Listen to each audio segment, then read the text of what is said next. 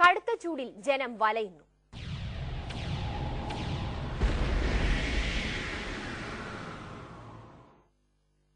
കൊടും ചൂടിൽ കൊച്ചി വെന്തുരുകുകയാണ്. ഒരു ദശാബ്ദത്തിനിടയിലെ ഏറ്റവും കനത്ത ചൂടാണ് നഗരത്തിൽ അനുഭവപ്പെട്ടുകൊണ്ടിരിക്കുന്നത്.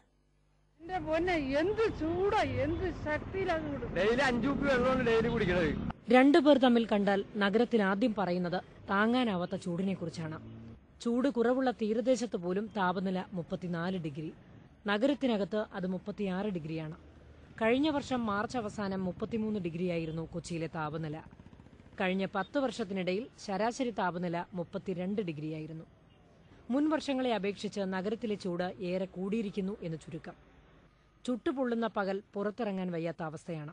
പകൽ ഏകദേശം 9-9:30 മണിയോടുകൂടി കടൽ കാറ്റ് കരയിലേക്ക് അടിക്കുകയും അപ്പോൾ തീരദേശങ്ങളിലുള്ള താപനില അതനുസരിച്ച് മിക്സ് ചെയ്യുന്നതുകൊണ്ട് കുറയുകയും ചെയ്യുകയാണ് സാധാരണ വരുന്നത്.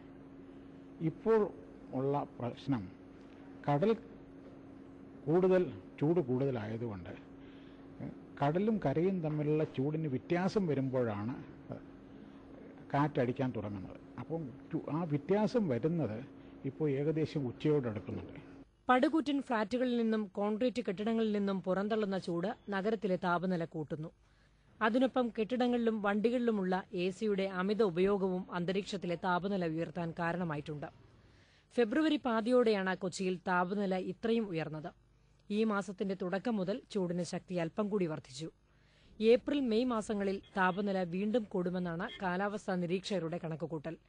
അങ്ങനെ വന്നാൽ 1977 ശേഷം ജില്ലയിൽ ഏറ്റവും കൂടുതൽ ചൂട് അനുഭവപ്പെടുന്ന വർഷം ഇതായിരിക്കും.